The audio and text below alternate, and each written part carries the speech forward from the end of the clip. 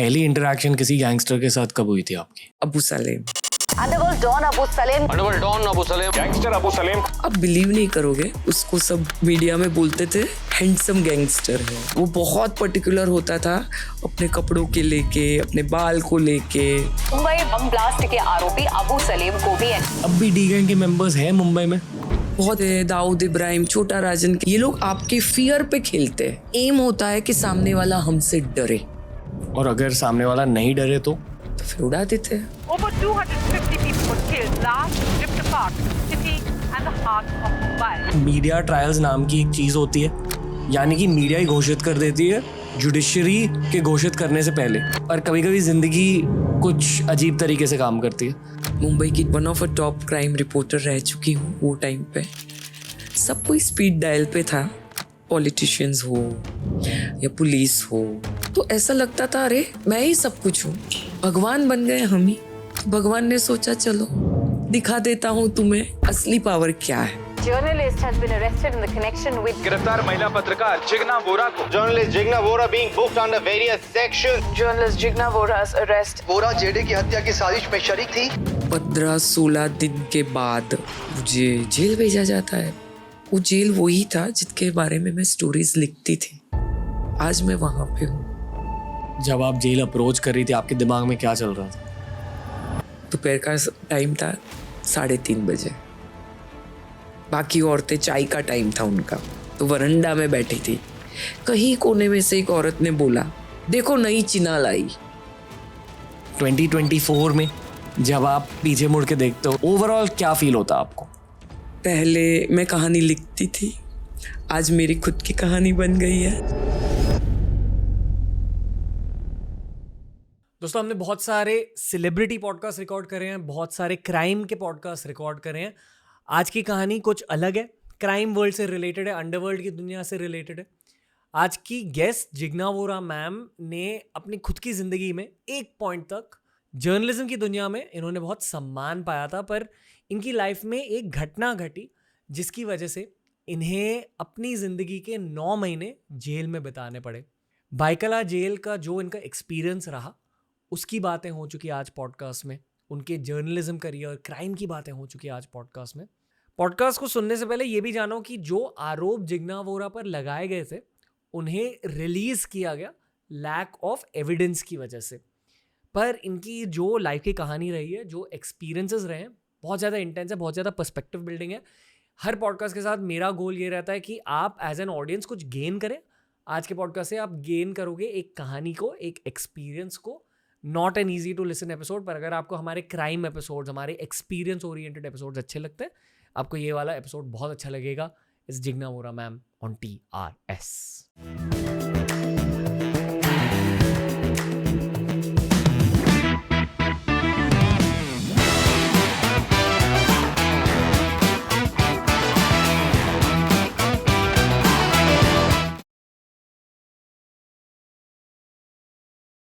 Jigna Vora ma'am का स्वागत है द रणवीर शो में।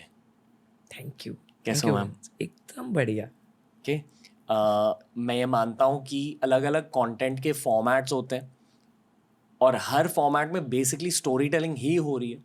आप पर एक पूरा नेटफ्लिक्स का शो बनाया जा चुका है, स्कूप नाम का। बहुत सारे लोगों ने स्कूप देखा हुआ है, पर मैं ये भी मानता हूँ कि कभी कभी इस फॉर्मेट के थ्रू जब आप एक्चुअली उस स्टोरी के मेन कैरेक्टर से बात कर रहे होते हो, तो और ज़्यादा डिटेल्स निकल के आते हैं। And personally I feel podcast go closer to the truth. तो पहले तो थैंक यू कि आप हमसे बात कर रहे हो। मैंने आपसे अब तक बहुत कम बात करी है ताकि ऑर्गेनिक कॉन्वर्सेशन रहे हमारी। 2024 में जब आप पीछे मुड़ के देखते हो, जब स्कैन बैक करते हो, ओवरऑल क्या फील होता है आपको? मैं कल ही किसी से बात कर रही थी कि यार 50 साल हो गए जी, और ये 50 साल में क्या क्या नहीं देख लिया। बहुत कुछ देख लिया। बचपन पकड़ो या एक ट्रांजिशन है मेरे लिए जी। आज मैं जब आपसे बात कर रही हूँ तो सोचती हूँ, सवेरे से सोच रही थी इनफैक्ट, कि लाइफ मेरी एक कहानी बन गई। पहले मैं कहानी लिखती थी, आज मेरी खुद की कहानी बन गई है। और ये सफ़र बहुत बहुत ही लर्निंग एक्सपीरियंस है. जी. बहुत कुछ सीखा और अभी भी सीख रही हूँ. सो हाँ, अच्छा लग रहा है. ओके. आपके जर्नलिज्म करियर की शुरुआत कब हुई? 2005 शुरुआत 2005 में हुई थी. में हुई. ओके. या आप बॉम्बे में पले बड़े हो? हाँ, जन्म भी बॉम्बे में है जी. एंड स्कूलिंग, कॉलेज, सब कुछ बॉम्बे में है. 90s के अंडरवर्ल्ड के बारे में आपको याद क्या है? मुझे याद है चीज़ें. मैं 1993 में जन्मा हूँ, पर बचपन में बहुत कुछ सुनते थे हम. आई थिंक कहते हैं कि आपके memories at age 4 they start forming. Impact. हाँ. तो 1997 से लेकर 2000 तक मुझे याद है कि न्यूज़ पर भी अंडरवर्ल्ड की इतनी बातें होती थी. जनरली रिलेटिव्स के साथ साथ अंडरवर्ल्ड की चर्चा होती थी. आपको क्या याद है? बिकॉज आप शायद तब टीनेजर होंगी यस. 80s और 90s में. यस. क्या याद है? मैं 90s नहीं, मैं 80s से स्टार्ट करूँगी. जी. मेरे पिताजी दुबई में रहते थे. सो हम लोग, मैं बचपन मेरा most of the time Dubai में गुजरा है. एंड एज वी नो कि most wanted underworld gangster Dawood Ibrahim जो दुबई में बेस्ड थे, तो शारजा जाते थे मैच देखने, डैड लेके जाते थे. तो वहाँ से वो अंडरवर्ल्ड के क्या होता है वो पता चला. 86 वाला जो जावेद मियांदाद ने लास्ट बॉल पे छक्का मारा था, वो मैच मैंने स्टेडियम में देखी थी. हालांकि मैं तभी 14 साल की थी, बट तभी से पता चला थोड़ा बहुत धीरे धीरे कि ये अंडरवर्ल्ड गैंगस्टर किसको बोलते हैं, क्या है. 1992 में बॉम्ब ब्लास्ट हुए थे. First serial blast in Mumbai जी. 12 मार्च को. तभी दैट इज़ वो एक फर्स्ट एनकाउंटर हुआ अंडरवर्ल्ड के बारे में. पता चला कि अंडरवर्ल्ड क्या कर सकता है. जी. वो बहुत इम्पैक्ट हुआ था उस टाइम पे. मैं दोपहर का टाइम था, मैं कॉलेज से निकली थी, 12th में थी तभी मैं, और बस स्टॉप पे रुकी थी. और अचानक पता चला कि बॉम्ब ब्लास्ट हो रहा है. तभी तो मोबाइल कुछ नहीं हुआ करता था और कुछ पता ही नहीं था. I was 17-18 years old. तब पता चला सीरियल बॉम्ब ब्लास्ट क्या होता है. धीरे धीरे तो पूरा बॉम्बे वॉज एक ग्रिप में आ गया था अंडरवर्ल्ड के. जी. बहुत का सारी चीज़ें सुनते थे दाऊद इब्राहिम के बारे में, छोटा राजन के बारे में पढ़ते थे न्यूज़ में. फिर 98-99 में तो वहाँ से फिर ब्रेक लग गया. दैन जब ये जर्नी स्टार्ट की एज अ क्राइम रिपोर्टर, तब काफ़ी रिसर्च करने लगी मैं. पर आपने क्राइम रिपोर्टिंग क्यों चूज़ करी खुद के लिए? मैं बेसिकली लॉ बैकग्राउंड से हूँ, LLB हूँ. जी. जब फर्स्ट टाइम इंटरव्यू देने गई न्यूज़पेपर में, फ्री प्रेस जर्नल में, एडिटर ने पूछा कि क्या करना है, कौन सी बीट चाहिए. डिफरेंट बीट होती है, crime beat, medical beat, education beat, court beat. तो मैंने बोला सर जो आप बोलोगे कर लूँगी. At that time I was 33-34 year old. I started career late. तो उन्होंने बोला, CV देख के बोला अच्छा आप LLB हो. मैंने बोला हाँ. तो आप कोर्ट बीट कर लो. सो आई वॉज मैंने कोर्ट बीट से अपना रिपोर्टिंग के डेज स्टार्ट किया. एंड वो कोर्ट बीट से कब क्राइम बीट में चली गई वो पता ही नहीं चला. बहुत बारीक लाइन है कोर्ट और क्राइम के बीच में. एंड इवेंचुअली वो हो गया अपने आप ही शायद. पहली इंटरेक्शन किसी गैंगस्टर के साथ कब हुई थी आपकी? इंटरेक्शन एज एन इंटरेक्शन नहीं हुई कभी. बट आप ये बोल सकते हो कि कौन सा फर्स्ट केस मैंने कोई गैंगस्टर के बारे में लिखा, तो वो है अबू सलेम. अबू सलेम का फर्स्ट डे इन इंडिया, उसको एक्स्ट्राडिट किया गया था. और मेरा first day as a court reporter एक ही है. तो वो मेरा फर्स्ट केस था जिसके बारे में मैंने लिखना चालू किया. अब मिले अबू सलेम से? हाँ, कोर्ट में जो से सब रिपोर्टर्स बात करते हैं वैसे। अब अबू सलेम कहाँ है? आई थिंक जेल में है। आप बिलीव नहीं करोगे, उसको सब मीडिया में बोलते थे हैंडसम गैंगस्टर है। ही वॉज वो बहुत पर्टिकुलर होता था अपने कपड़ों के लेके, अपने बाल को लेके, एकदम शांत बैठा रहता था, क्योंकि वो टाइम का वो बहुत बड़ा कैच था इंडिया के लिए।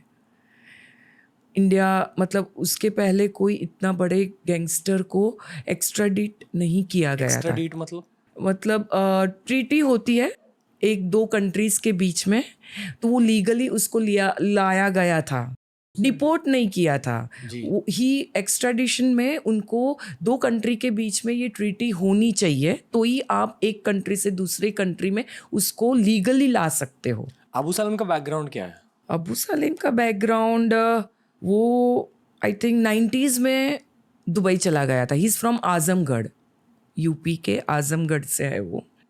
और 90s में वो एक स्मगलर, एक्चुअली बहुत सारे अंडरवर्ल्ड डॉन उन्होंने स्टार्ट किया एज ए स्मगलर, चाहे वो दाऊद इब्राहिम हो, अबू सलेम हो, छोटा राजन हो, मोस्ट ऑफ देम। स्मगलिंग पहले के ज़माने में 70s 80s में अपनी देश की पॉलिसीज़ इतनी लिबरल नहीं थी जी। तो बाहर के देश से सब चीज़ें, गोल्ड आता था, छोटी सी चीज़, आज परफ्यूम हमको सब मॉल में मिलता है, तभी नहीं मिलता था। तो स्मगलिंग वो परफ्यूम की होती थी, इलेक्ट्रॉनिक आइटम्स की होती थी, गोल्ड की होती थी मेनली। तो काफ़ी गैंगस्टर्स ने इसी से स्टार्ट किया है अपना करियर। मतलब इलीगली देश में इन चीज़ों को लाते थे और कट कमाते थे उससे। हाँ। सो वो स्मगलिंग बोलते हैं उसको। So most of them started their career, सब ने इसी से स्टार्ट किया है। तो अबू सलेम भी वही था, कैरियर का काम करते थे। मतलब यहाँ से उनके जो बॉस होते थे वो उनको यहाँ से out of country, suppose Dubai, example Dubai hub हुआ करता था वो टाइम पे, क्योंकि वो ड्यूटी फ्री कंट्री है, वहाँ पे चीज़ें सस्ती मिलती थी। अबू सलेम जाता था और वहाँ से आता था सामान लेके जो यहाँ पे बिकता था। सो उसने स्टार्ट किया ऐसे, एंड देन धीरे धीरे वो दाऊद इब्राहिम और उसका भाई बेसिकली अनीस इब्राहिम के टच में आया दुबई में, एंड वो गैंग से वो एसोसिएट हो गया। मतलब डी गैंग के साथ जुड़ गए। डी गैंग के साथ जुड़ गया वो। 90s का वो टाइम था जब भी एक्सटॉर्शन बहुत हफ्ता वसूली, तो वो डी गैंग के बिहाफ से वो कॉल्स करता था मुंबई के जाने माने व्यक्तियों को, जैसे वो बिल्डर हो, टीवी पर्सनालिटी, बॉलीवुड पर्सनालिटी हो, उनको प्रोटेक्शन मनी बोलते हैं। मतलब कहते थे कि या तो आप हमें पैसे दे दो या आपको प्रोटेक्शन नहीं मिलेगी। हाँ। अभी किससे नहीं मिलेगी? या तो वो राइवल गैंग हो सकती है या तो डी गैंग ही। वो टाइम पे सबसे ज़्यादा तो डी गैंग का ही वर्चस्व था 90s में। तो अब भी डी गैंग के मेंबर्स हैं मुंबई में? 12 साल से जब से मेरा इंसिडेंट हुआ है, मैं मीडिया के या क्राइम, बॉम्बे क्राइम के का सिनेरो मुझे नहीं पता है। अब दूर चले गए हो? बहुत। क्यों? लाइफ में काफ़ी इंसिडेंट्स होते हैं, उसमें से अगर जब मैं हेडलाइंस लिखने वाली खुद हेडलाइन बन गई तो लाइफ 180 डिग्रीज चेंज हो गया। और मतलब आज ऐसा है ना रणवीर कि मैं न्यूज़पेपर नहीं पढ़ती। एक टाइम था कि मुझे अपनी बाईलाइन का एडिक्शन था। आज मुझे न्यूज़पेपर मेरे घर पे मैं नहीं लेती। अब जर्नलिज्म से ही दूर चले गए हो? टोटली, एकदम। आप ये मानते हो कि स्कूप ने आपके कहानी के सारे पहलू दिखाए थे दुनिया को, या बहुत सारी ऐसी चीज़ें अब तक भी दिखाई नहीं गई है? स्कूप मेरे book behind bars in Byculla का एडप्शन है जी। तो हार्डली द प्लॉट हैज, उसमें से प्लॉट लिया गया है। आपके नज़रिए से हुआ क्या? मैं बस ऑडियंस को ये बताना चाहूँगा कि मीडिया ट्रायल्स नाम की एक चीज़ होती है, यानी कि मीडिया ही घोषित कर देती है जुडिशरी के घोषित करने से पहले कि ये इंसान गिल्टी है, ये इंसान इनोसेंट है। ये होता है क्योंकि मीडिया को बेसिकली TRPs चाहिए रहते हैं। अगर इंटरेस्टिंग कहानियाँ दर्शाई ऑडियंस के लिए तो फिर लोग देखने लगते, और उसी इंटरेस्ट को बढ़ाने के लिए मीडिया ट्रायल्स में किसी को अक्यूज किया जाता है. यस. पर कोर्ट ऑफ लॉ में जब तक आपको गिल्टी या नॉट गिल्टी नहीं घोषित किया जाता, एथिकल चीज़ तो ये है कि मीडिया ट्रायल्स होने नहीं चाहिए, पर ये हमारी दुनिया की असलियत नहीं है. शायद मीडिया वालों की भी गलती नहीं है क्योंकि उनका सिस्टम भी ऐसे ही काम करता है. तो यहाँ मैं किसी को ब्लेम नहीं कर रहा, पर कभी कभी ज़िंदगी कुछ अजीब तरीके से काम करती है. तो आई डोंट नो अगर आपको जे डे के बारे में कुछ कहना है या आपको कहाँ से स्टार्ट करना है. आपको जहाँ से कंफर्टेबल लगे, जहाँ से सही लगे, वहाँ से स्टार्ट करो. हाँ, लाइफ बहुत अनप्रेडिक्टेबल होती है. जी. क्राइम, अंडरवर्ल्ड, मुंबई,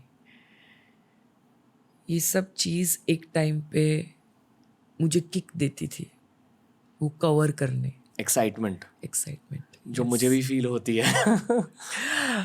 तो पता नहीं था कि यही चीज़, मेरा पैशन मुझे ले डूबेगा.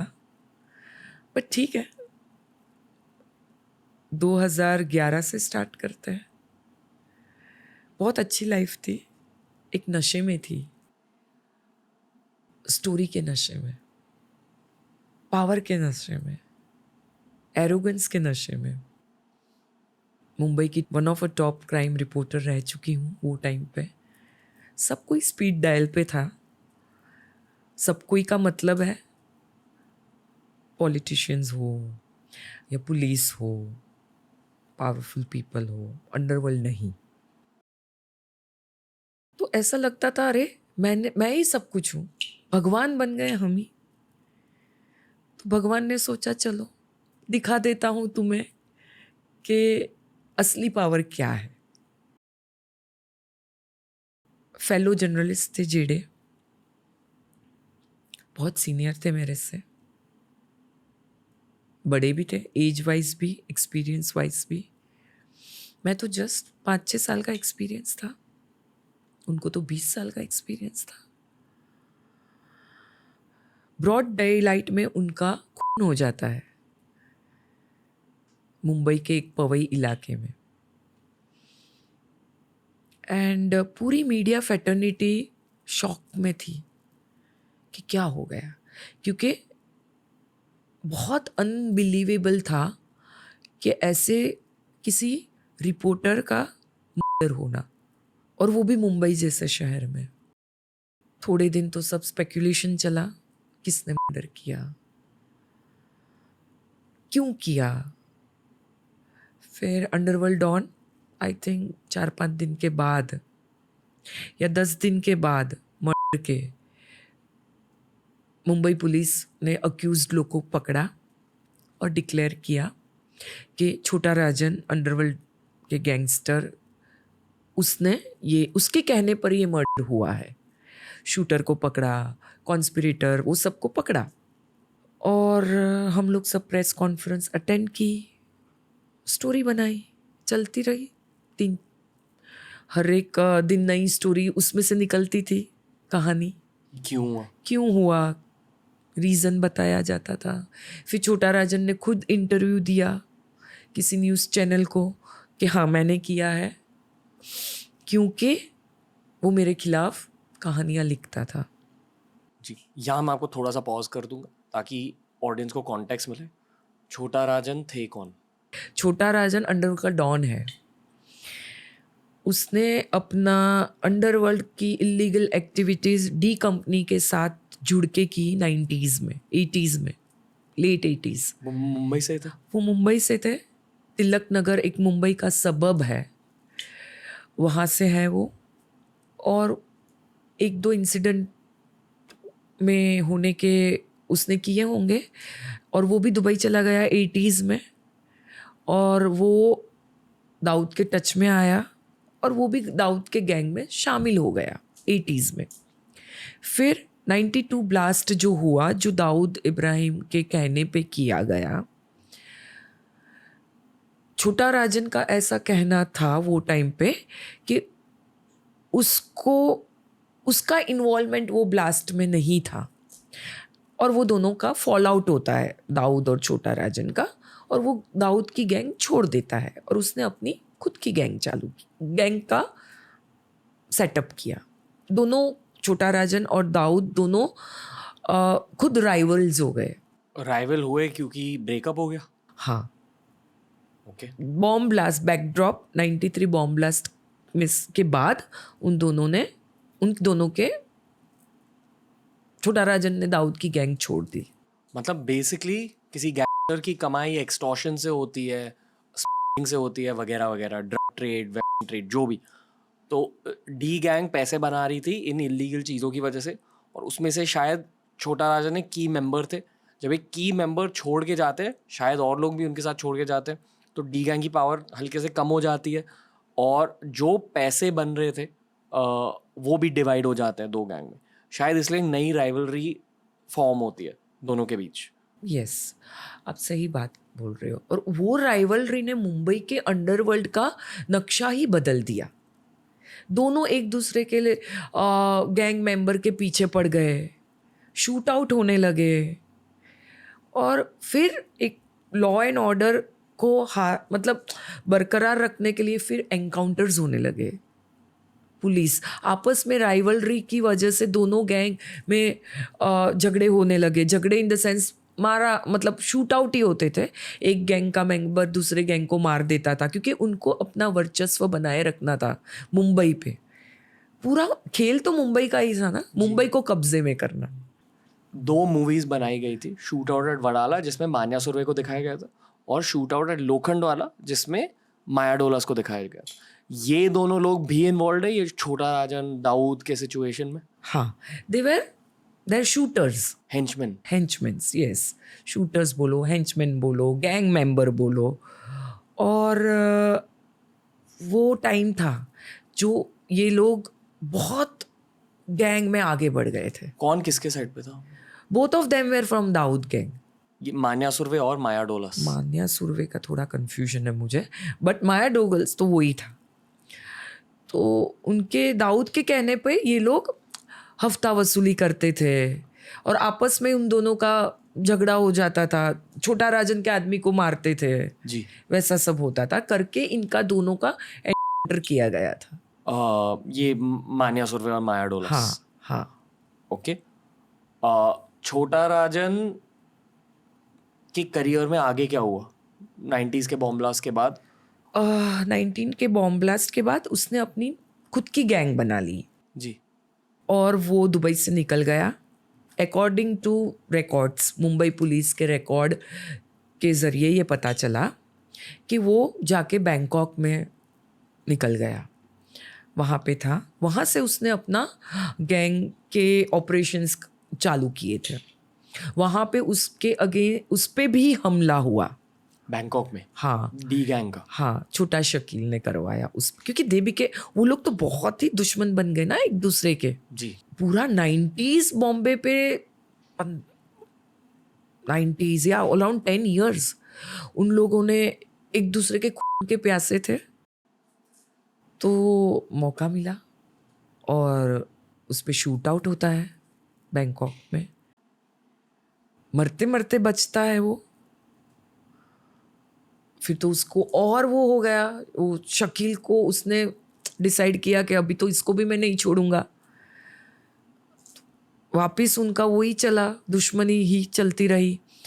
बच तो गया, बट उसने अपना ही गैंग की एक्टिविटीज़ तो उसकी चालू ही थी। He became more active. और एक इन लोग की खासियत होती है फियर फैक्टर। अगर आप बिकॉज मैंने लॉ किया है, क्रिमिनल साइकोलॉजी मैंने पढ़ा है अच्छे से, ये लोग आपके फियर पे खेलते हैं। डर, जितना आप डरते हो, और उनका यही एम होता है कि सामने वाला हमसे डरे। और अगर सामने वाला नहीं डरे तो फिर उड़ा देते हैं। तो बेसिकली डरना चाहिए। नेगेटिव पब्लिक वो टाइम वैसा था कि लोग डरते थे, इसीलिए तो पैसा देते थे ना। जान किसको नहीं प्यारी होती है? प्रोटेक्शन क्या है? प्रोटेक्शन मनी इसी को बोलते हैं ना। एंड उनको अच्छा लगता था गैंगस्टर्स को हम लोग ये सोचेंगे भाई अपने को नेगेटिव पब्लिसिटी नहीं चाहिए, उन लोग को नेगेटिव पब्लिसिटी में ही पॉजिटिव होता था उनके लिए। तो अगर आएगा न्यूज़पेपर में कि दाऊद ने XYZ को धमकी दी, तो दूसरे ABC भी डर जाएंगे ना कि वाह दाऊद तो अपने को भी धमकी दे सकता है। सो ये फियर साइकोलॉजी से खेलते थे। Okay, back to 2011। या बेसिकली 2000 में छोटा राजन ने अपने गैंग को ग्रो किया, एक्टिव हो गए, शायद पैसे बनाए, पर इस दौरान मेरे ख्याल से JD जैसे कुछ जर्नलिस्ट, आई डोंट नो अगर कुछ जर्नलिस्ट या सिर्फ JD, पर उन्होंने जब भी आर्टिकल्स लिखे छोटा राजन के बारे में, तब मेरे ख्याल से उनको चिंदी बुलाते थे, कुछ ऐसा था, कुछ ये एंगल है। हाँ, मतलब बेसिकली उनके बारे में बुरा लिखते थे। एंड मेरे ख्याल से ये छोटा राजन की ईगो को थोड़ा सा हर्ट कर गया, एंड ये किलिंग इसी ईगो हर्ट की वजह से हुई थी। यस, आप सही बोल रहे हो। जैसे मैंने पहले बोला कि फियर फैक्टर, अगर कोई आपको चिंदी बुलाएगा, चिंदी मतलब एकदम लो, जिसमें कुछ पावर नहीं है, जी, अगर आप ऐसा लिखते हो तो सामने वाला का तो ईगो हर्ट होगा ही कि भाई एक टाइम था लोग मेरे से डरते थे, अभी सोचेंगे ये तो चिंदी हो गया है, क्या डरने का इससे। तो उसका ईगो हर्ट हुआ। ये पुलिस का भी केस था, चार्जशीट में भी लिखा गया है ऐसा ही, और ये एक कारण था कि जेडे की हत्या की जाती है। ओके, अब 2011 के आगे चले जाते हैं। जून 2011 में जेडे की हत्या होती है। मैं वो टाइम पे मेरे फैमिली के साथ सिक्किम घूम रही थी। जी, पता चलता है दोपहर को 2:30-3 के बीच में मेरे एडिटर का मुझे फ़ोन आता है कि जेडे हैज़ बीन बम्प्ड ऑफ, जेडे को मारा गया है। जेवी, मुझे जेवी बोलते थे वो टाइम पे, जिग्ना वोरा का शॉर्ट फॉर्म। जेवी, फाइल द स्टोरी। तो मैंने बोला सर नेटवर्क का इशू है। नो यू टॉक वे, मतलब तुम बात करो ऑफिसर से, मैं भी पहुंच रहा हूँ। मेरे एडिटर और जेडे वेर गुड फ्रेंड्स। मैं जेडी को हॉस्पिटल, पवई हॉस्पिटल लेके जा रहे हैं और मैं पहुंच रहा हूँ, बट फर्स्ट इंफॉर्मेशन तो यही आ रही है कि ही इज़ नो मोर। मैंने बोला ठीक है सर, मैं I will try to find out. मैंने तुरंत जॉइंट कमिश्नर क्राइम को फ़ोन किया, तो उन्होंने बोला कि हाँ Jigna, he has been bumped off, shot dead, and मैं भी पवई हॉस्पिटल ही पहुंच रहा हूँ। मैंने बोला sir is he alive bye, मतलब क्या लग रहा है? बोलते नहीं ही इज शॉट डेड। तो मैं सिक्किम के एक छोटे से गांव में थी, मुझे याद है बारिश हो रही थी, और तभी तो इतना ईमेल और कनेक्टिविटी नहीं होती थी जैसे आज। तो हम लोग 5G में आ गए, तभी तो 2G था। पूरा दिन मैंने गैदर करती रही इन्फॉर्मेशन, और रात को मैंने स्टोरी फाइल कर दी, ईमेल कर दिया। मेरा शेड्यूल 18 जून को वापस बॉम्बे में आना था, तो वो हिसाब से मैं आ गई। इन बिटवीन सब स्टोरीज नेक्स्ट डे ही फिर लग गए, क्राइम ब्रांच जाना, स्टोरीज डिग करना, प्रेस कॉन्फ्रेंसेस अटेंड करना, और बहुत बड़ा इंसिडेंट था वो टाइम पे। सब परेशान थे, क्यों हुआ, किसने किया, बहुत सारी थियरीज चल रही थी। फिर 10 दिन के बाद क्राइम ब्रांच ने केस डिटेक्ट किया, प्रेस कॉन्फ्रेंस ली, लोगों को पकड़ा, 7-8 लोगों को शायद पकड़ा, और रीज़न बताया गया। इन बिटवीन छोटा राजन ने भी न्यूज़ चैनल में फ़ोन करके बोला कि हाँ मैंने ही मारा है, क्योंकि वो मेरे खिलाफ लिखता था। धीरे धीरे स्टोरी आज कम होती गई, टाइम निकलता गया। अगस्त के महीने में मेन स्ट्रीम न्यूज़पेपर में 5th, 4th, 1st, 2nd, 3rd, 4th page पे एक छोटी सी ब्रीफ आती है, विमेन जर्नलिस्ट इन्वॉल्व इन जेडे murder case, is woman journalist, ऐसा कुछ तो भी हेडलाइन थी और क्वेश्चन मार्क थी। ब्रीफ किसको बोलते हैं? छोटी स्टोरी जो एक पैराग्राफ की होती है। सब लोग हैरान। मैंने मेरे एडिटर को पूछा, सर कौन हो सकता है ये? तो सर ने भी बोला, क्या पता कौन हो सकता है। क्राइम ब्रांच में जाना, प्रेस रूम होता है, वहाँ पे गॉसिप्स चालू हो गई। सितंबर तक आया कि जिग्ना वोरा का नाम आने लगा। मैं खुद हैरान, क्या मतलब अक्टूबर, ये कौन से पेपर में आया था? ब्रॉडशीट, बड़ी मेन ब्रॉडशीट में आया था। और उन्हीं का पब्लिकेशन टेब्लॉइड भी था। 30 अक्टूबर या 31 अक्टूबर को फ्रंट पेज स्टोरी आती है जिसको हम बोलते हैं cover story. Again not naming any female journalist, सिर्फ ऐसा ही आया कि क्राइम ब्रांच को काफ़ी एविडेंस मिले हैं of involvement of one journalist, female journalist. और क्या क्या एविडेंस, 3-4 चीज़ें थी कि क्राइम ब्रांच ने एक दूसरे रिपोर्टर का स्टेटमेंट रिकॉर्ड किया है जो ऐसा बोल रहा है कि जिग्ना ने जेडे को थ्रेटनिंग एसएमएस भेजा था।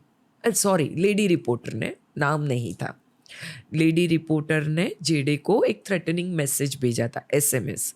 वो टाइम तो व्हाट्सअप नहीं था, तो एसएमएस ही चलते थे।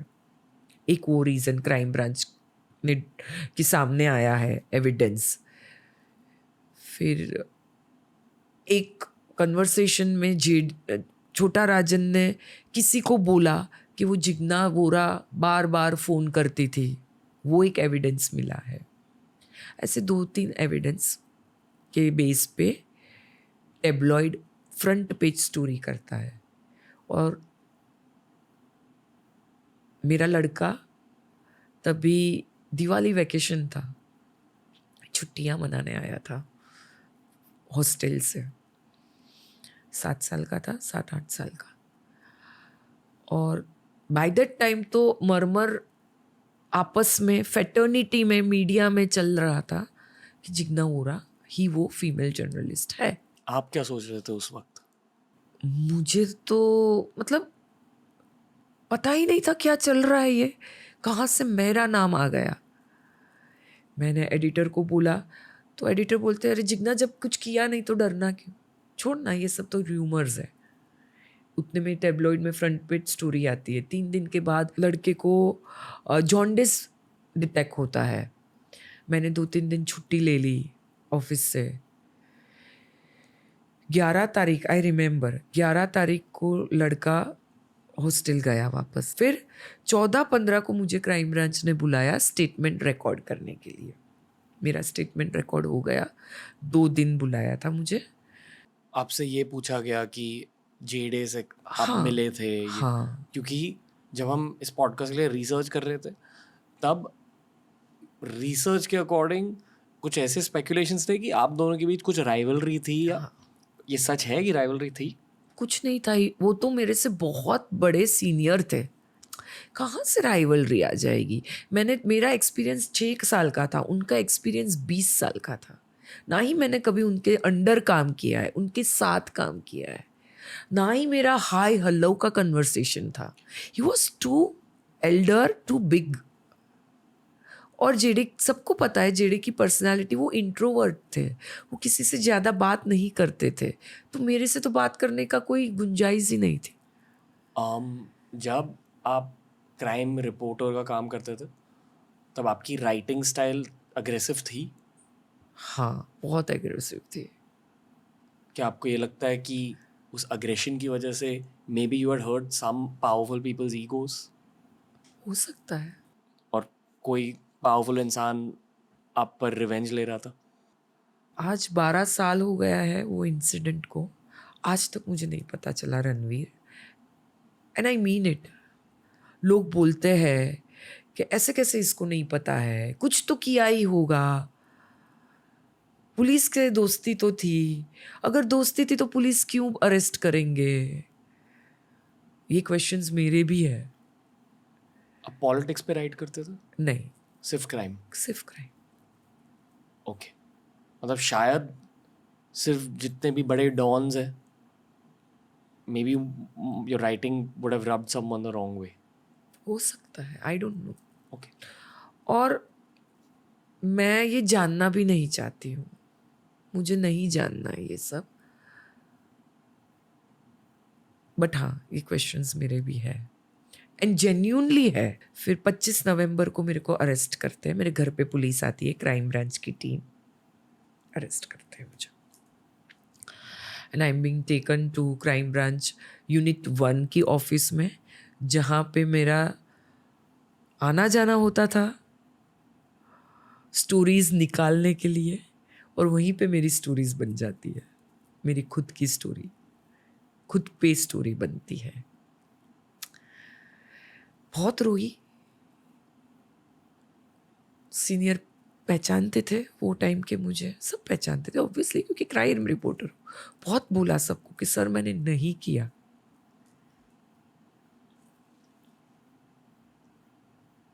फिर कुछ नहीं, फिर कोर्ट में पेश किया जाता है and I can not forget that. सब बोलते हैं भूल जाओ, आगे बढ़ो, कैसे कोई भूल सकता है? वही मीडिया जो मेरी खुद की फैटर्निटी है, मैं तो उन्हीं में से हूं ना। आपने रिसर्च में शायद वो क्लिप्स भी देखे होंगे कि they just pounced on me and तब लगा कि कोई अपना नहीं है। It was eye opener for me.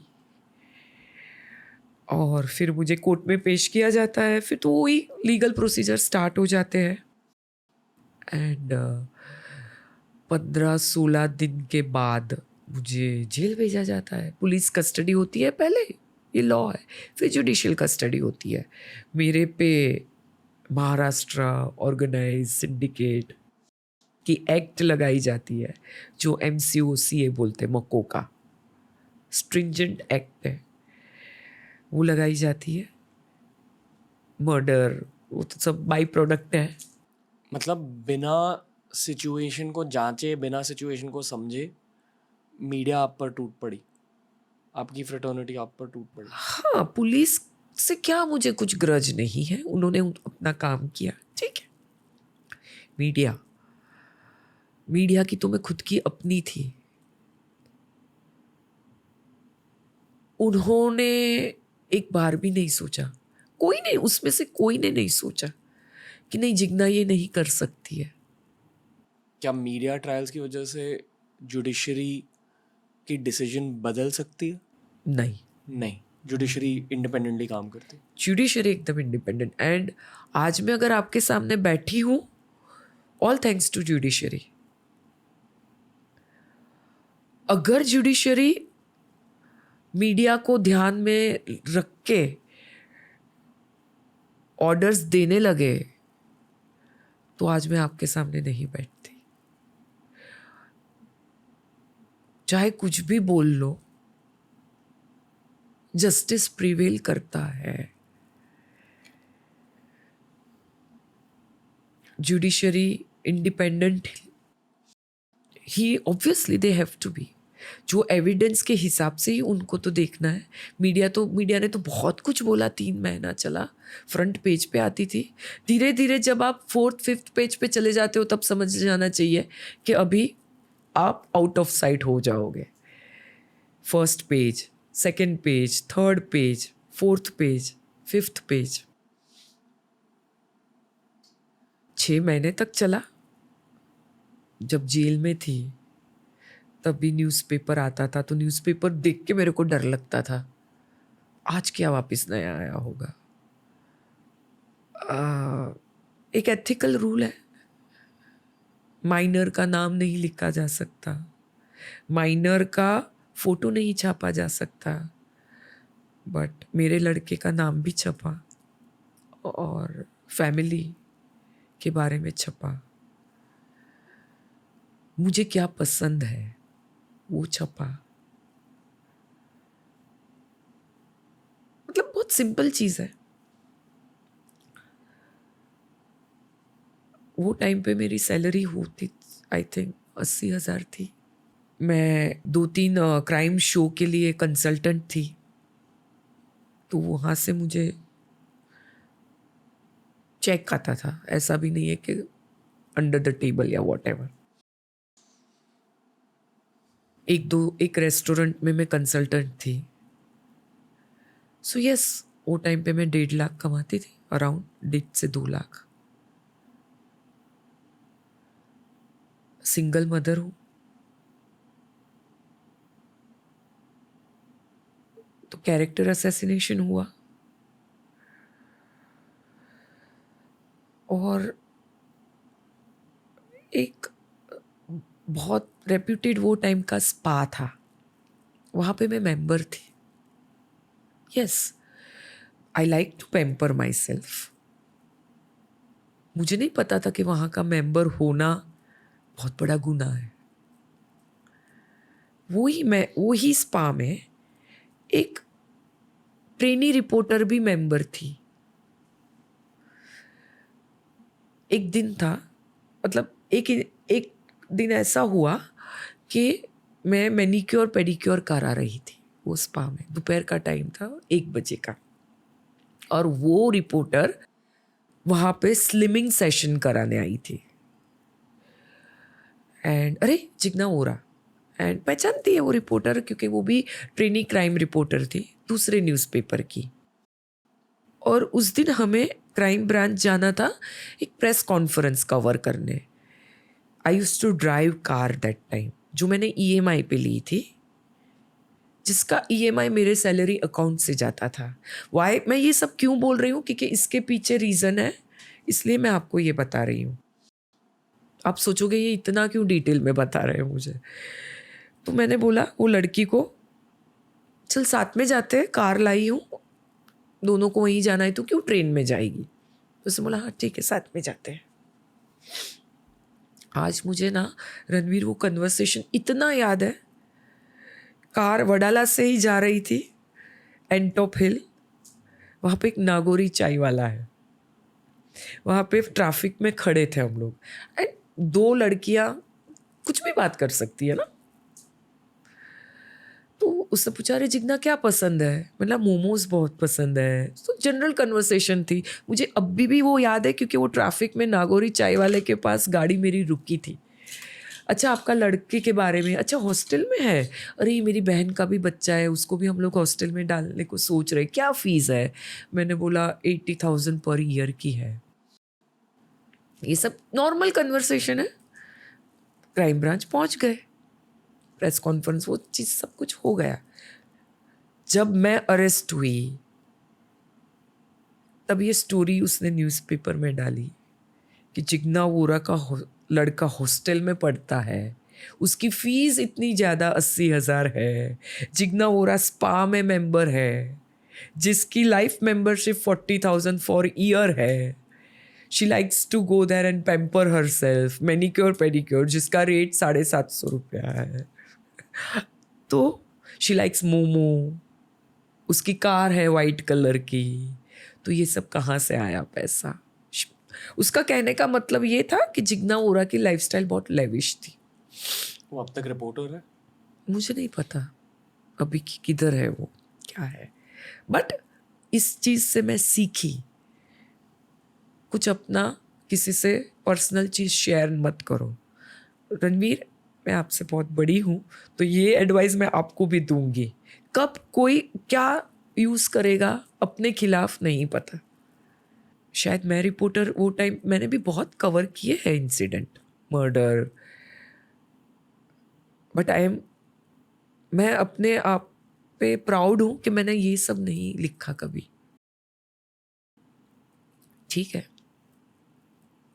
शायद ये स्टोरी बहुत मसाला था इसमें, लेकिन ये स्टोरी आई तो लोगों का मेरे तरफ देखने का नज़रिया, एक जजमेंटल लोग जज करने लगते हैं। अगर आप लोगों का मानना है कि जो पेपर में आता है वो सच है। तो अगर ये बताया जाता है कि जिग्ना ये सब चीज़ उसकी लाइफस्टाइल थी, तो लोग सोचते हैं अरे ये तो लाइफस्टाइल, इतना पैसा कहाँ से आया एक रिपोर्टर। कि हमारे पूरे देश को गॉसिप बहुत अच्छी ही लगती है। तो लोग बोलते हैं अच्छा अंडरवर्ल्ड से पैसा मिलता होगा। मतलब चाय पकौड़े लेने के वक्त कुछ बात हो जाती है कि अच्छा वो केस के बारे में पता है, वहाँ जो हाँ। रिपोर्टर इन्वॉल्व है पता है, स्पा में जाती है। हाँ, उसे फॉर्डर देने के लिए ये पूरी सिचुएशन हुई थी आपके साथ। और आज भी मेरे पास सब बैंक स्टेटमेंट है मेरे सैलरी अकाउंट से जी। कि ये सब चीज़ जो मेरी थी वो सैलरी अकाउंट से गई है, और एक ही अकाउंट था मेरे पास। बट मैं आपसे जेल के बारे में पूछना चाहूँगा, पर पहले आपसे ये पूछना चाहूँगा कि जब आपको इनोसेंट घोषित किया गया वो कब हुआ था? 2018 2 मई 18। और ये सारी बात है 2011 की 11 की है, 11-12 की। ओके। और 2011 और 18 के बीच क्या क्या हुआ लाइफ में? बहुत कुछ हुआ। मुझे जेल भेजा जाता है, भाईखला वुमेन जेल। भाईखला एक बॉम्बे का एक सबब है, एंट्री होती है वहाँ पे, रॉयल एंट्री। इनमेंट्स कैदी, वो वीमेन मतलब औरतें थी, वो इंतज़ार कर रही थी मेरा, क्योंकि मीडिया में इतना आ चुका था। जिग्ना वोरा से द जिग्ना वोरा बन गई थी। पहुँचती हूँ जेल, दोपहर का टाइम था, 3:30 बजे। बाकी औरतें चाय का टाइम था उनका, तो वरंडा में बैठी थी। कहीं कोने में से एक औरत ने बोला, अभी भी मेरे गूंज रहे वो वर्ड्स, देखो नई चिनाल आई। आई नो, मैं जब बोलूँगी कि मुझे चिनाल का मतलब नहीं पता था, आप ये बिलीव नहीं करोगे। मैं बहुत conservative middle class Gujarati family से हूँ। मेरे घर में साला साली भी बोलना अलाउड नहीं था। क्राइम रिपोर्टिंग करती थी, यस, बट कभी गाली देने की ज़रूरत नहीं पड़ी थी। बैरक नंबर 2 में जाती हूँ, वहाँ पे मुझे डाला गया। सिचुएशन एक्सप्रेस कैसे करूँ? वो जेल वही था जिसके बारे में मैं स्टोरीज लिखती थी। आज मैं वहाँ पे हूँ। जब आप जेल अप्रोच कर रही थी आपके दिमाग में क्या चल रहा था? जैसे ही कोर्ट कस्टडी ख़त्म हुई, पुलिस कस्टडी जेल में लेके जा रहे थे, ऑफिसर्स साथ में थे, ladies officers. Sessions court Bombay के साउथ मुंबई में काला घोड़ा में, वहाँ से भाईखला जेल जा रहे थे। जेजे ब्रिज आया। जेजे ब्रिज पे से एक वहाँ पे टच एक बिल्डिंग है, एक बहुत अच्छा दोस्त वो बिल्डिंग में रहता है। खिड़कियाँ बंद थी उसके घर की। तो जेजे ब्रिज से जाते जाते सोच रही थी कब मिलूंगी इससे, क्या होगा अभी। जेल जाना है, वही जेल जिसके बारे में मैंने लिखा है सबका, ऐसे स्टोरीज बनाई है। एज ए रिपोर्टर जेल के बाहर खड़ी रहती थी स्टोरीज के लिए। आज खुद अंदर जाने का मौका मिल रहा है, यू नो। मौका क्यों? क्योंकि जब बाहर थी ना रिपोर्टर, तब हम लोग जेलर को बोलते थे, सर अंदर जाने दो ना, एक बार जाने दो ना, स्टोरीज करनी है।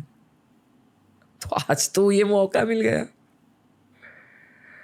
रोते रोते रोते रोते पहुंच गई जेल में। अंदर घुसती हूँ, दे टेक सब डिटेल्स लेते हैं मेरी, फिर चेकिंग होती है। चेकिंग हुई, स्ट्रिप चेक बोलते हैं, सब कपड़े निकालते हैं। वो रूल है, मैन्युअल है, दैट्स ओके। बट वो ह्यूमिलिएशन था मेरे लिए। वहाँ से फिर बैरक में लेके जाते हैं। कोई दीदी बोल रहा है, कोई बहन बोल रहा है, अरे दीदी टेंशन मत करो, हो जाएगा। अनसर्टनिटी तो थी, पता नहीं था क्या होगा। बैक ऑफ माइंड वो बच्चे लोग को देख के मुझे मेरा बच्चा याद आ रहा था कि क्या कर रहा होगा लड़का, उसको पता चल गया होगा, घर वाले के क्या हाल होंगे। बहुत रोई, बहुत रोई।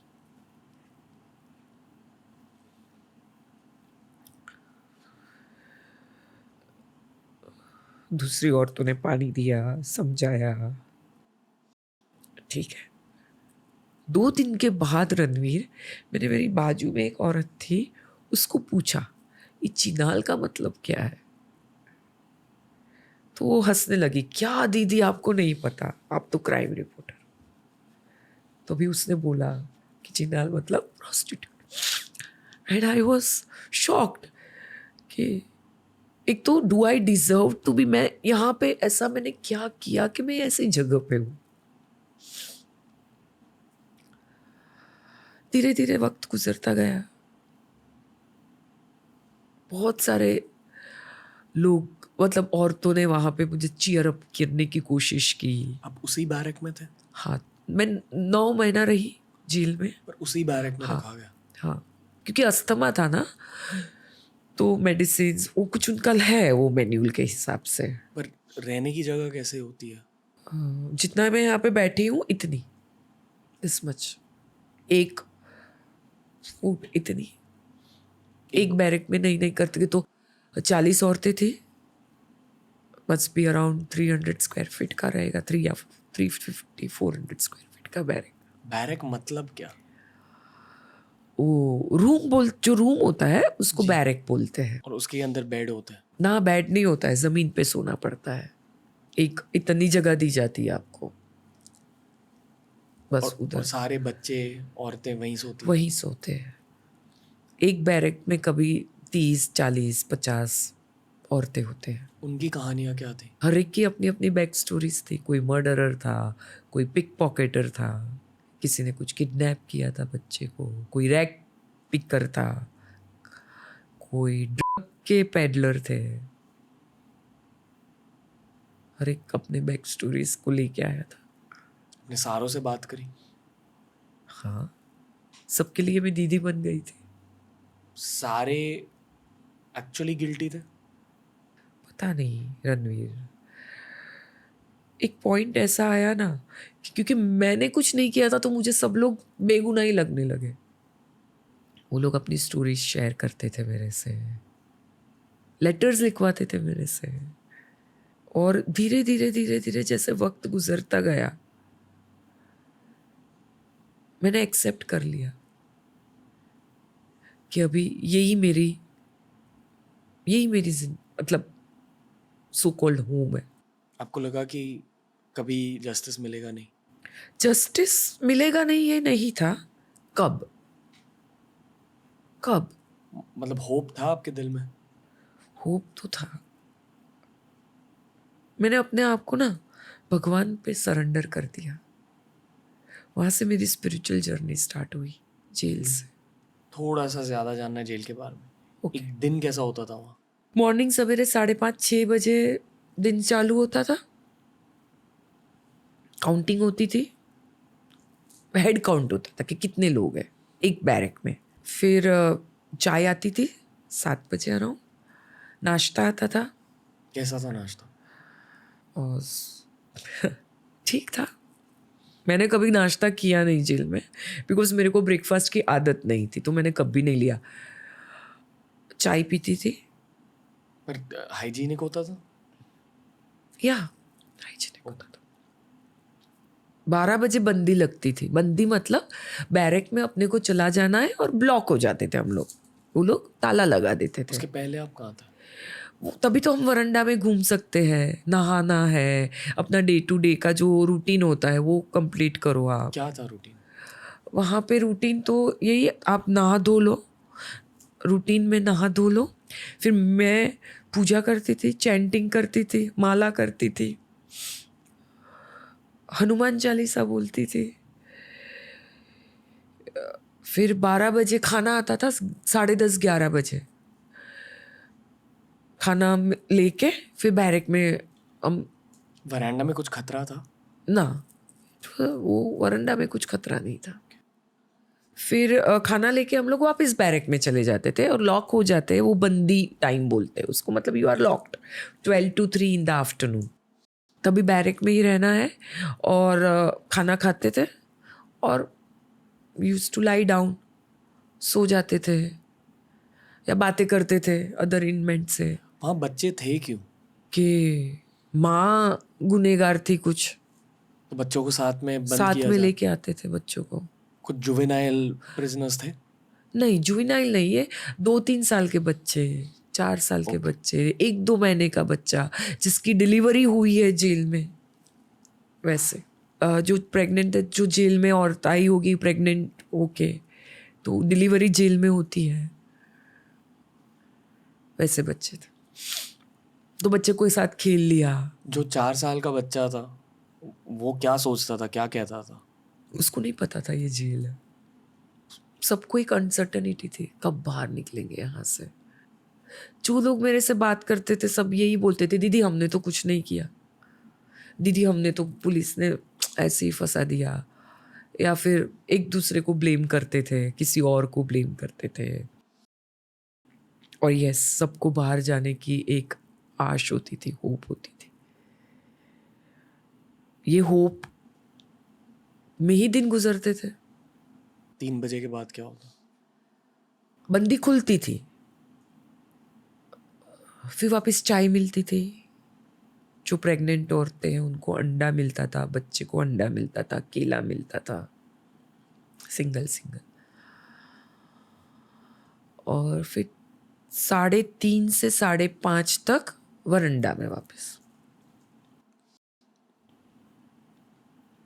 कुछ नहीं, ऐसी सब बातें करना, अपनी लाइफ के बारे में शेयर करना, वही होता था। एक्सरसाइज जैसे कुछ नहीं? वरांडा कितना बड़ा था? वरंडा मस्ट बी, या काफ़ी बड़ा था, इट वॉज बिग। फिर 5:30 बजे वापस बंदी लग जाती थी। उसके पहले 5 बजे खाना आता था,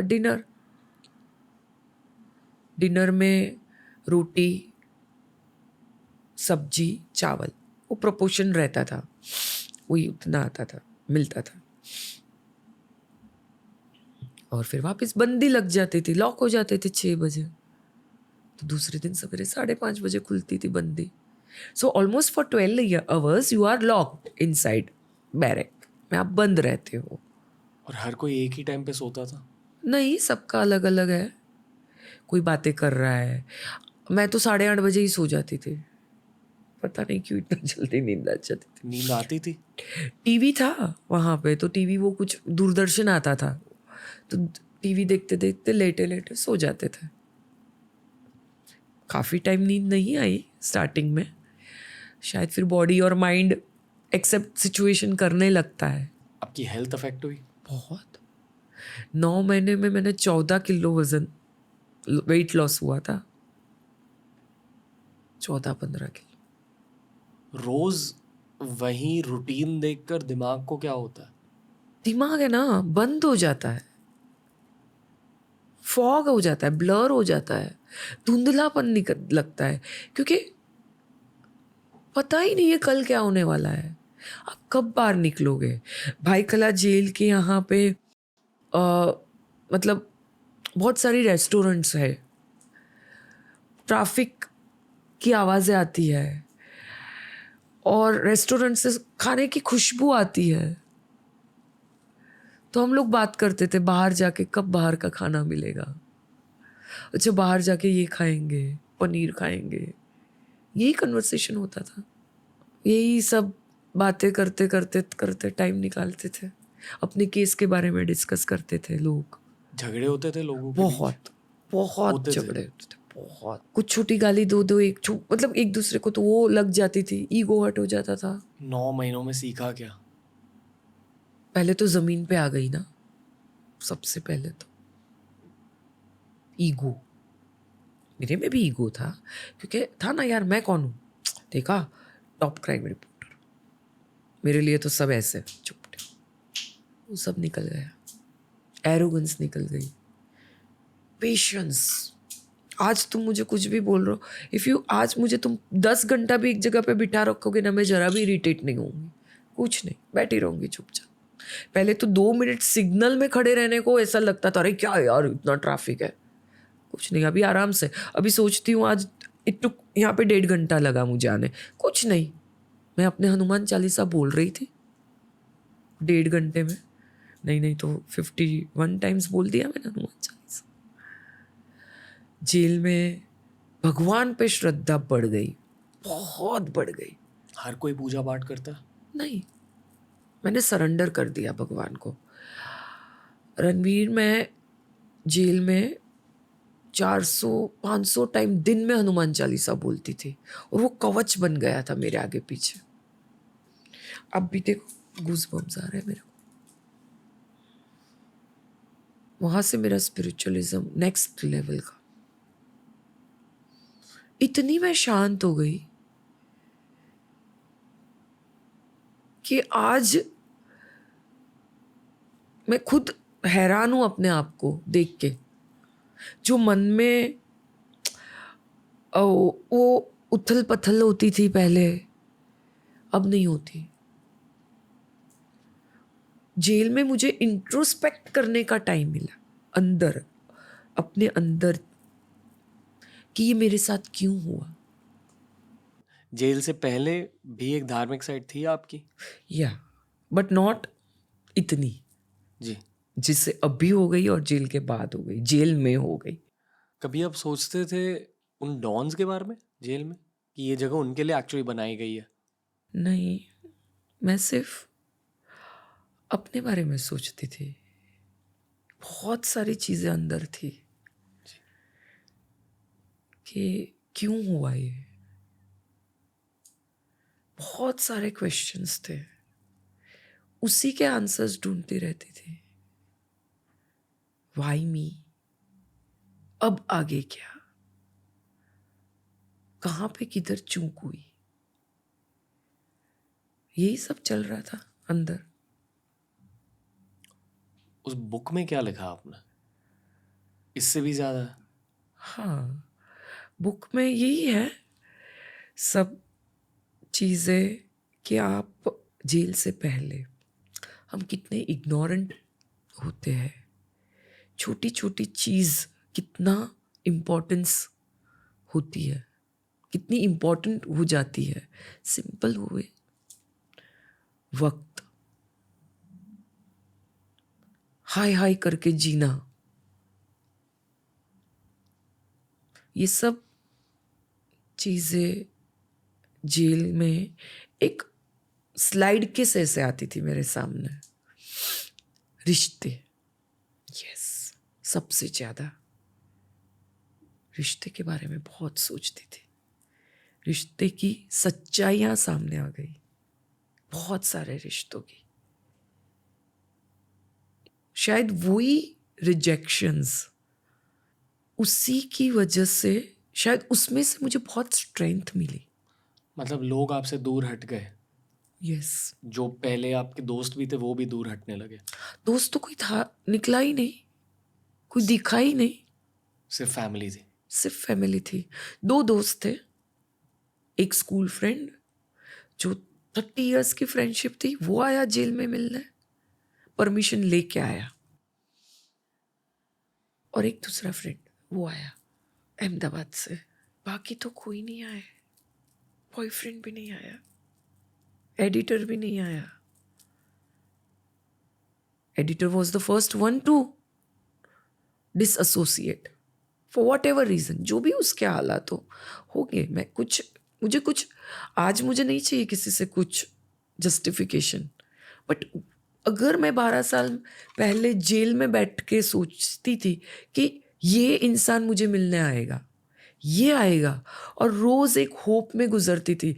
चिट्ठी आती थी मुलाकात की, शाम को 6 बजे के बाद, बंदी के बाद एक चिट आती थी, उसमें मुलाकातियों के नाम आते थे।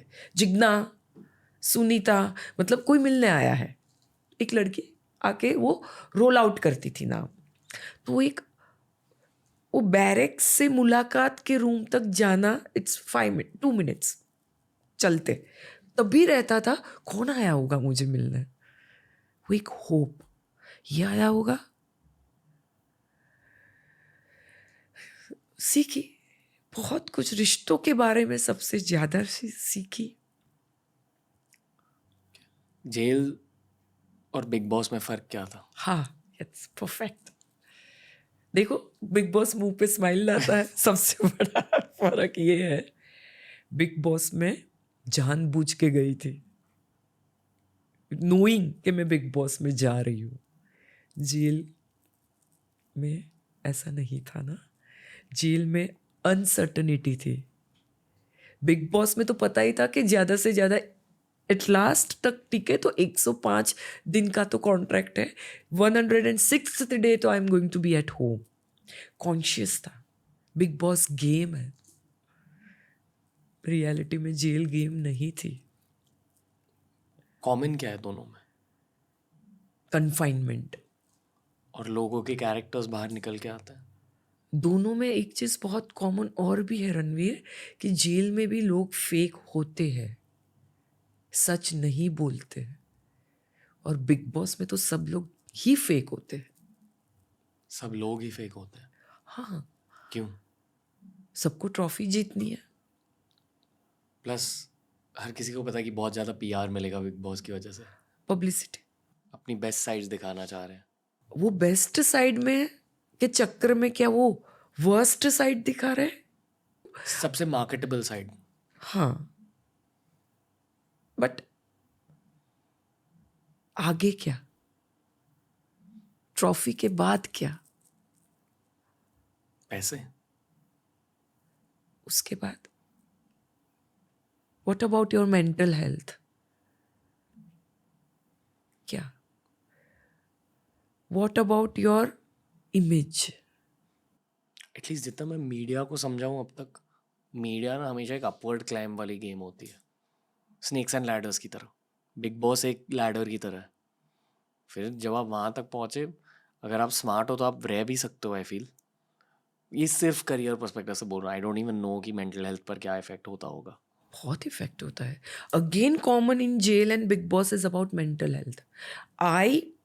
मैं अपने आप को बहुत फॉर्चुनेट मानती हूँ कि मुझे इतना बड़ा प्लेटफॉर्म मिला, and I am very thankful.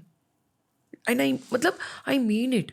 जब लोगों ने वेब सीरीज देखी तो लोगों ने एक किरदार, जिसने जिग्ना का किरदार निभाया, उसको देखा, जिग्ना को नहीं देखा किसी ने। बिग बॉस में जाने का मेरा रीज़न यही था। मेरे लड़के ने बोला, मम्मा यू शुड गो, दुनिया को पता चलना चाहिए जिग्ना वोरा कौन है। हाँ, आज मैं बोलती हूँ मैंने गेम नहीं खेली अंदर, क्योंकि मैंने लाइफ में किसी के साथ गेम नहीं खेली, मुझे आता ही नहीं है। और बाकी का हर कोई खेल रहा होता है। सब लोग खेल रहे थे। मुझे नहीं पता आपने कितना देखा Bigg Boss. I don't think so कि you must be a Bigg Boss watching material. ये एक ऐसा एक्सपोजर मुझे मिला कि लोगों को अब पता है जिग्ना ओरा क्या है। लोग बोलते हैं I am very strong, I am very strong. Yes, I am strong, but I am very emotional also. Jigna ओरा रोती है। अगर आपके यहाँ पे भी मैं रोई तो इमोशंस है जिग्ना ओरा में। बिग बॉस में भी बहुत रोई मैं बाहर आके देखा, सब ट्रोल कर रहे थे, अरे आंटी रोती है, बोरिंग है। तो what do you expect me to do at the age of 50? क्या करूं? 20 साल की लड़की के जो कपड़े पहनती है वो पहनूं तो बोलोगे अरे आंटी होके ऐसे कपड़े पहनती है। आई मीन ये इंटरनेट का नेचर है, चाहे आप कुछ भी करो। कुछ, but I had to be, मुझे तो मैं जैसी हूँ वैसे ही रहना था ना। जी। वहां तक पहुंची ना। 140 करोड़ की पॉपुलेशन में अगर हम लोग 20 लोग गए हैं तो 20 ने कुछ तो उखाड़ा है ना लाइफ में, तब जाके पहुंचे हैं ना। ऐसे तो नहीं पहुंच गए। जो आपने कहा कि बिग बॉस में वर्स्ट साइड निकल के आती है, जेल में भी यही होता है? हाँ, Worst side झगड़े निकल के होती है। जैसे पहले आपने मुझे पूछा था, झगड़ा होता है, बिग बॉस में भी झगड़ा होता है। बिग बॉस में थोड़ा ज़्यादा ड्रामा होता है क्योंकि एक्टर्स लोग हैं, उनको पता है जो दिखता है वो बिकता है। जेल में इतना ड्रामा नहीं होता है, जेल में रियलिटी होती है। पर बिग बॉस भी साइकोलॉजिकली बहुत ज़्यादा टेस्टिंग है। बहुत फॉर द पीपल। मेरे लिए इतना नहीं था। वही मैं पूछना चाह रहा हूँ कि आपने जेल देखा हो। हाँ, इसलिए मेरे लिए नहीं था। पर क्या होता है साइकोलॉजिकली टेस्टिंग? मतलब क्या? खाने का इशू है, राशन बिग बॉस में। तो अगर खाना नहीं है, it's a mind game basically. Big boss आपको वर्स्ट कंडीशन में आप कैसे रिएक्ट करते हो, that's the whole game is about. मैंने रिस्पॉन्ड करना सीखा है, रिएक्ट नहीं. जी. इसीलिए शायद रिस्पॉन्ड करती थी, इसलिए बोरिंग दिखती थी. बट कुछ मैच्योरिटी लेवल है. I tried. मुझे ऐसा था कि मैं बिग बॉस के बारे में लोगों का परसेप्शन चेंज कर सकते हैं, बट ऐसा नहीं होता है. लोगों को सिर्फ मसाला ही चाहिए. यस, अल्टीमेटली मसाला ही चाहिए. वहां पे एक कंटेस्टेंट था, यूके राइडर बाबू भैया. He lost it mentally. He could not sustain. वो भूख बर्दाश्त नहीं कर पा रहा था. वो बोल रहा था, जिग्ना जी मैं रोज सवेरे पहाड़ी हूँ, उत्तराखंड से हूँ, रोज सवेरे पराठे में मलाई वाला परोठा मम्मा देती है, यहाँ पे तो खाना ही नहीं है. He lost out. सबसे पॉजिटिव कौन था पूरे घर में? पॉजिटिव बिग बॉस में सबसे ज्यादा मुनव्वर था, रिंकू जी थी जो हम से नजदीक थे. उन 9 महीनों के बाद जब आप निकले जेल से, पहली थॉट क्या थी और पहला मील क्या था? थॉट तो घर जाना था. फैमिली लेने आई थी. डर था, बहुत डर था, जो आज भी है.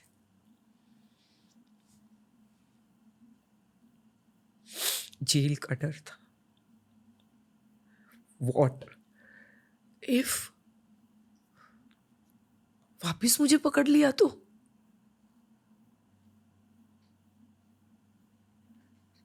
सोसाइटी मुझे कैसे एक्सेप्ट करेगी?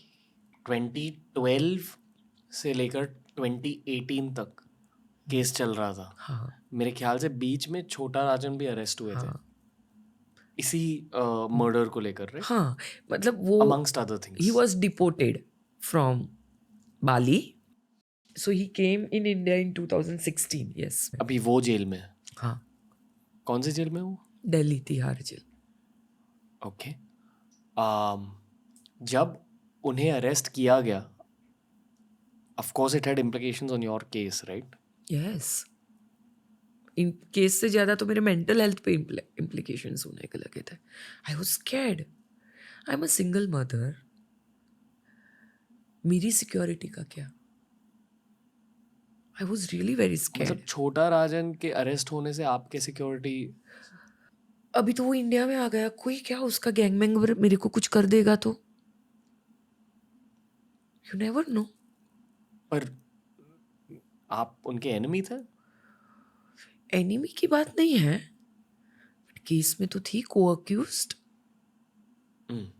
मतलब इन अ वे एसोसिएटेड, या एटलीस्ट नाम ऑन associated. पेपर.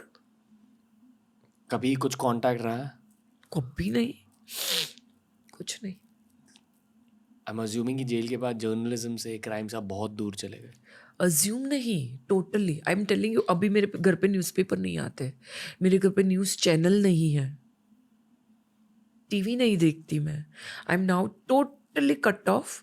आज अभी मेरा फ़ोन चेक करोगे, कोई जर्नलिस्ट का नंबर नहीं है मेरे पास, कुछ भी नहीं. मैंने टोटली अपने आप को हनुमान चालीसा, देवी साधना, स्पिरिचुअलिज्म उसी में डाइवर्ट कर दिया. I learn astrology, I learn tarot card reading. I am totally now into that. खुद का एस्ट्रोलॉजिकल चार्ट उस फेज का आपने देखा? यही रीज़न था टू लर्न एस्ट्रोलॉजी कि क्या था उस टाइम, क्या था उस टाइम? क्यों ऐसा हुआ. चार्ट में क्या था जेल योग वो टाइम का. राहु, जुपिटर की दशा चल रही थी मेरी. Jupiter is maraka in my chart. मतलब आपके जुपिटर की वजह से राहु इंक्रीज हो गया. राहु और Jupiter way together that time. चंडाल योग. मेरे 12th घर में मंगल है, जेल योग. 6th हाउस 12th हाउस को देख रहा था. हुआ. I got my answers. I came to know that it's all about karmas. It's all about karmas. जब कुछ चीज़ नहीं करके आप वो फेस कर रहे हो, तो कर्मा के अलावा वो चीज़ क्या हो सकती है? होगा. मैंने ये एक्सेप्ट किया कि कभी ना कभी, कौन से भी जन्म में मैंने जेडे के साथ कुछ हुआ होगा मेरा और उसका, कि इस जन्म में प्रारंभ, सब पजल एक साथ आया, हुए, बैठ गया वो कि पुलिस निमित्त बने तू मेरे कर्म काटने के लिए। क्यों? वरना मैं एक टिपिकल हाउसवाइफ थी। वहां से कहां से मैं जर्नलिज्म, क्यों क्राइम रिपोर्टिंग, क्या हुआ, कैसे? Because I had to go through this in this life, और मैं नहीं भाग सकती थी, ये होना ही था। तो मैं ब्लेम भी किसी को रणवीर नहीं कर सकती कि रणवीर ने मेरे साथ ये किया, कुछ मतलब नहीं है ब्लेम गेम। अब मूव ऑन कर गए हो? यस, क्यों? To 80%। I have not forgotten it. ये सब बड़ी बड़ी बातें हैं रणवीर, क्लोजर, भूल जाओ, नहीं कोई, देयर इज नो क्लोजर। कैसे आप क्लोजर करोगे? आई हैव हील्ड 80%, बट वो स्कार्स तो है ना, कैसे भूलूं? मुझे कोई बताओ, चलो, लोग बोलते भूल जाओ भूल जाओ, कैसे भूलूं? चलो, give me one tip, how can I forget? Not possible. If I love someone, people will say, it's 14 years I'm, in love with someone. People will say, move on. अगर मूव ऑन करना है, हो जाता है, तो क्या प्यार है? I don't want to move on as far as my love life is concerned. I'm happy in loving him, no matter it. उसकी एब्सेंस से भी मुझे प्यार है, so I'm happy with that. मैं तो उसको कंप्लेन नहीं कर रही हूँ। मेरे ख्याल से जो भी मुंबई के अंडरवर्ल्ड एलिमेंट्स भी थे, वो भी अब ऑलमोस्ट पूरे तरीके से ख़त्म हो चुके हैं। Yes. पर ये एक एसोसिएटेड स्टोरी है। It goes to show the reach of the Mumbai underworld, कि कोई कंप्लीटली इनोसेंट जो था उन्हें भी खींचा गया इसमें। मैं जुडिशरी से आपके माध्यम से I am very thankful to judiciary. I am really very thankful कि जस्टिस मिला जस्टिस। मतलब लोगों को अभी भी होप है कि अगर कुछ गलत नहीं किया है तो यू विल सेल थ्रू। भगवान पे मेरा भरोसा पहले 100% था, अभी 10,000% है।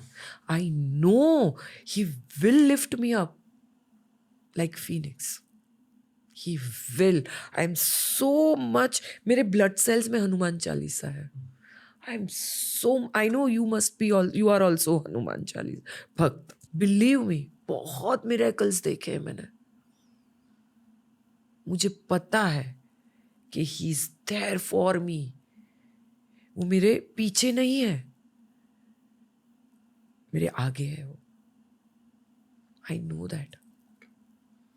जिग्ना वोरा, थैंक यू कि आपने हमारे शो में आकर इतने ओपनली आपकी स्टोरी शेयर करी है। Loved speaking with you, loved learning from your life experience. ये मेरी लाइफ का ऑनर है कि आप जैसे एक्सपीरियंस लोगों से मिलने का चांस मिलता है। Yes, you learn, I think so. It's a learning process. सब लोग सीख रहे हैं यहाँ पे। जी। मैं भी शायद आपसे कुछ सीख रही हूँ। So it's great opportunity. Yes, Thank you for giving me your time, and I hope you enjoyed speaking on the show. Yes, it was a heart-to-heart conversation, and I was not prepared, as you know. There was no questionnaire, nothing given to me. So as usual, मैं रोई भी हूँ, but it's just emotions which resurfaces. Podcast में लोगों को सच्चाई अच्छी लगती है, Yeah. और आपने यहाँ बैठकर सच कहा है। So Yes. that's what matters. Yes, ultimately that's matters. Thank you, ma'am. Thank you so much. Thank you. Life के इस फेज़ में दोस्तों इंसानों से मिलना, उनकी कहानियों को जानने में ही मुझे मज़ा आता है। ये मेरे लिए, मेरे दिल के लिए एक नशे की तरह होता है, लोगों की कहानियाँ जानना। हमारे देश में ऐसी भी चीज़ें होती है दोस्तों। आई एम जस्ट ग्लैड कि लोगों की कहानियाँ जानकर आपके लिए हम बढ़िया पॉडकास्ट रिलीज़ कर सकते हैं, आपके साथ इन मोमेंट्स को शेयर कर सकते हैं। TRS को सपोर्ट करते रहो। बहुत सारे क्राइम ओरिएंटेड एपिसोड्स अब आने बाकी है। Lots to come from Ranveer and the team. Keep supporting, keep listening in to TRS.